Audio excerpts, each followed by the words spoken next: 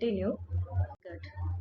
So first, there is a derived from this half of this transverse colon, lateral half of this transverse colon, descending colon, rectum, and anal canal. So hindgut is continuous with the tail fold of this embryo and extend from this posterior intestinal portal to the cloacal membrane. Initially, it is placed in last one third of this transverse colon, descending colon, segment colon, rectum, and upper part of this anal canal. So this one are this derivative of this hindgut. Now what is the hindgut? So derived from this hindgut are the left one half of this transverse colon, descending and the segment colon, rectum, and superior part of this anal canal, the epithelium of this urinary bladder, and the most of this urethra. So this one are the derivative of this hindgut. Now what is the cloaca?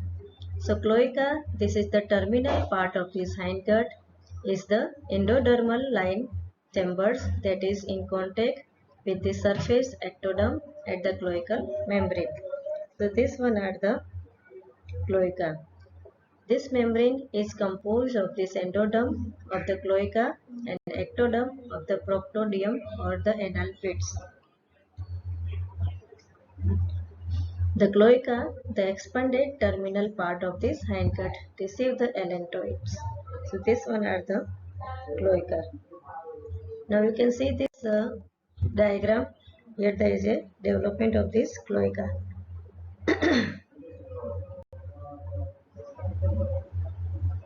So this one are the cloacal membrane, urogenital sinus, and partitioning of this cloaca. Here there is a cloaca is divided into dorsal and ventral parts by beads of the mesenchyme. The urorectal septum is developed in this angle between the allantoid and the hindgut. As the septum grows towards the cloaca membrane, it develops fold-like extension that produce the infolding of this lateral wall of this cloaca. So this fold grow towards each other and fuse to form the partition that divide the cloaca into the two parts, the rectum and the cranial part of the anal canal dorsally. And there is a urogenital sinus. So urogenital sinus ventrally. So here you can see this lower part of this cloaca, and here there is a urogenital sinus. Now you see this allantoid ventrally, dorsally this part. Here there is a direction of this growth of this mesenchyme widths to form this urorectal septum, and below there is a cloaca, and here there is a formation of this cloacal membrane, and this part are the proctodium. Later it fused and it opened exteriorly to form the anal canal. So proctodium, it is the part of this ectoderm, and upper part of this anal canal derived from the part of this endoderm. So here there is a later growing urorectal septum, development of this septum in between this allantoid and cloaca. So after there is a development of this urorectal septum, and then completely it divides into this primitive urogenital sinus, proximal, distal there is a urogenital membrane, and here there is a primitive rectum it developed, and here there is a development of this anal membrane. So lower part there is a development of this anal canal, upper part there is development of this primitive rectum, and anteriorly there is a formation of this primitive urogenital sinus. तो इसमें से urinary system develop होती है, यहाँ पे rectum and anal canal develop होता है. In between there is a septum, name is given the urorectal septum. Now partitioning of the cloaca. By the 7th week, the urorectal septum is fused with the cloacal membrane, dividing it into the dorsal anal membrane and a larger ventral urogenital membrane. The area of this fusion of this urorectal septum with this cloacal membrane is represented in the adult by the perineal body. So what is the anal canal? How it is developed? Superior two-thirds of this adult anal canal is derived from the hindgut and the inferior one-third developed from the proctodium. The junction between the epithelium of the two parts is indicated by the irregular pectineal line. So this name is given this urorectal sinus. So first you can see this line is located at the inferior limit of the anal valve. The indication former side of the anal membrane. So here you can see this one part are the rectum. Here there is a anal conum. Here there is a pectinate line, and this one are the white line.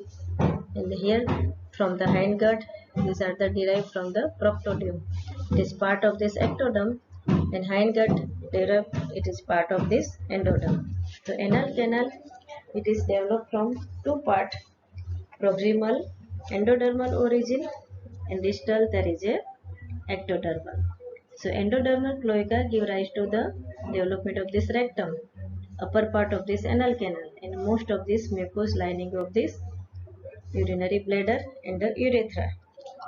So development of this rectum and anal canal, initially endodermal cloaca is divided by the urorectal septum into the ventral part and primitive urogenital sinus and the dorsal part. The primitive rectum, the urorectal septum is a coordinally partition which consists of these three elements, vertical and the two lateral. The vertical element known as the Tornioux fold grow caudally from the angle between the allantois and the hindgut. A lateral element known as the fold of this Rathke RATHKE project inward from each lateral wall of this cloaca. Each Rathke's fold contain a mesonephric or the Wolffian and the paramesonephric duct, and former is placed lateral to the lateral. These three elements fuse from this composite urorectal septum at the gap known as the cloacal duct appear between these two parts. So this anal canal is derived from this both ectoderm and endoderm.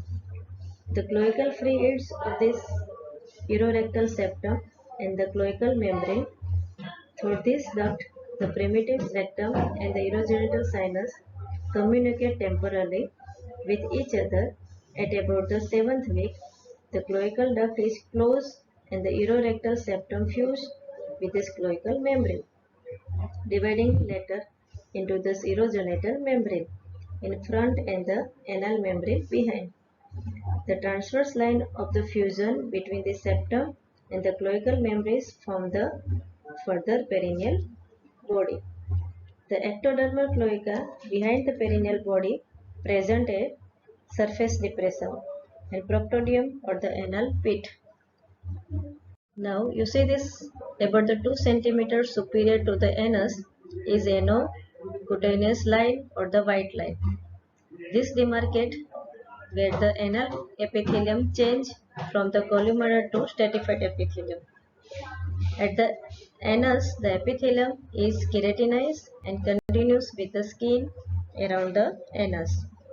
Because of its hindgut origin, the superior two-thirds of this anal canal are mainly supplied by the superior rectal artery. Now you can see this because of its origin from proctodium, the inferior one-third of this anal canal is supplied mainly by the inferior rectal artery. The difference in blood supply, nerve supply, venous and the lymphatic drainage of the anal canal are important clinically when considering the metastasis of the cancer. So the characteristic of this carcinoma in the lower part are different. Tumors in the superior part are the painless and arise from the columnar epithelium. Tumors in this inferior part are the painful and arise from the stratified squamous epithelium. So this one are the part of this anal canal. Now you can see this hindgut. Here there is anal membrane. This one are this proctodium. This one are the derivative of this anal canal. Here there is a disappearance of this anal membrane, and here there is a valve, anal valve. This one are the anal column. This one are the pectinate line. So how it is difference between the upper and lower halves of this anal canal. Upper of anal canal primitive rectum में से develop होता है, endodermal origin है.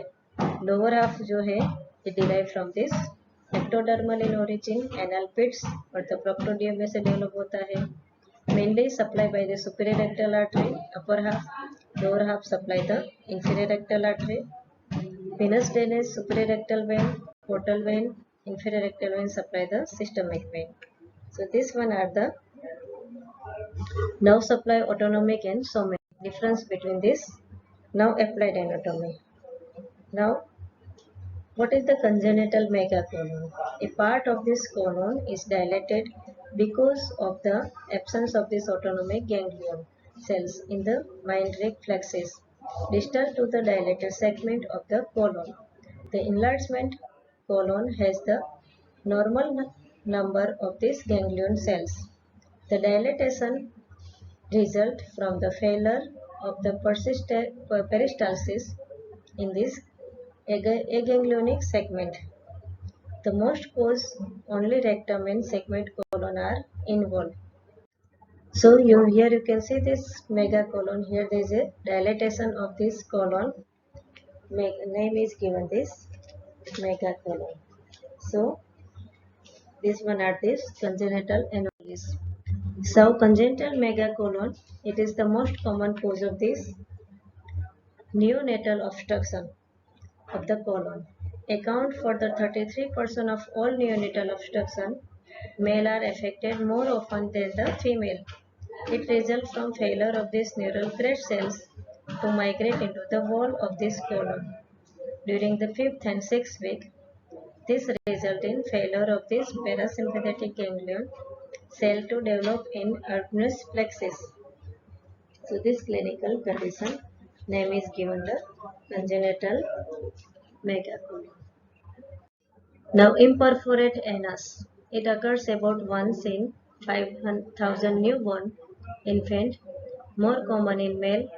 Most anorectal anomalies result from the abnormal development of this urorectal septum. So result due to this incomplete separation of this cloaca into urogenital and the anorectal portion. It may result the imperforate anus.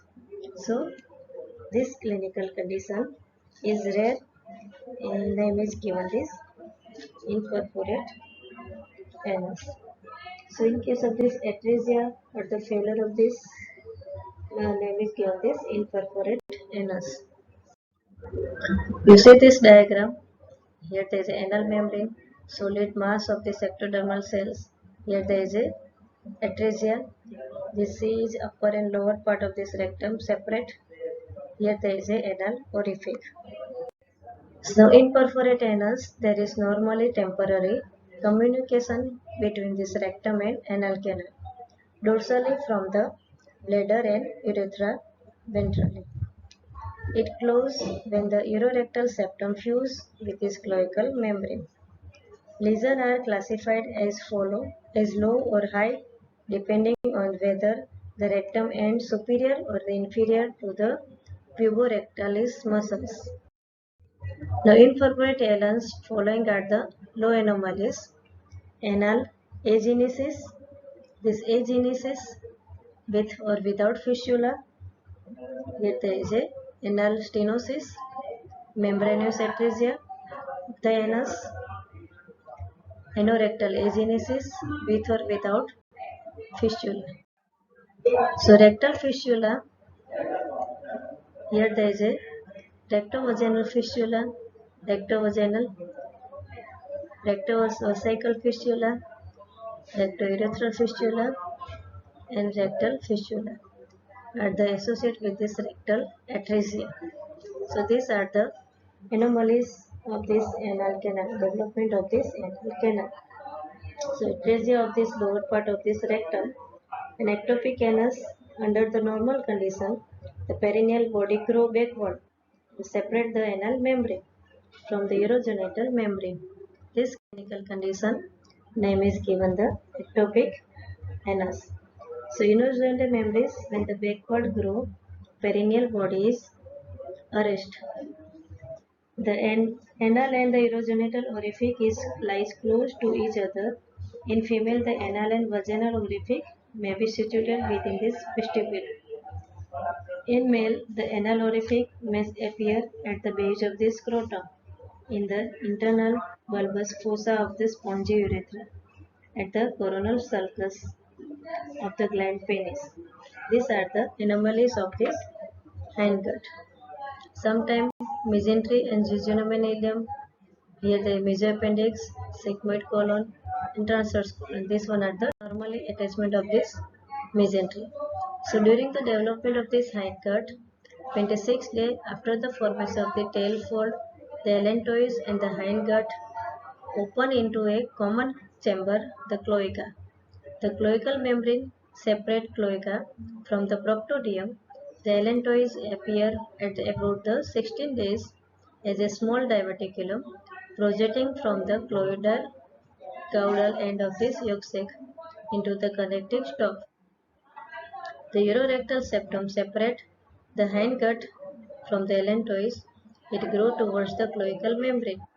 It is derived from this mesoderm at the junction between this connective stalk and the yolk sac. So this one is the summary of this hindgut.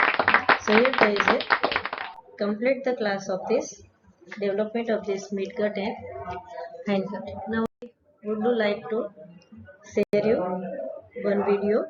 So please wait for 5 minutes.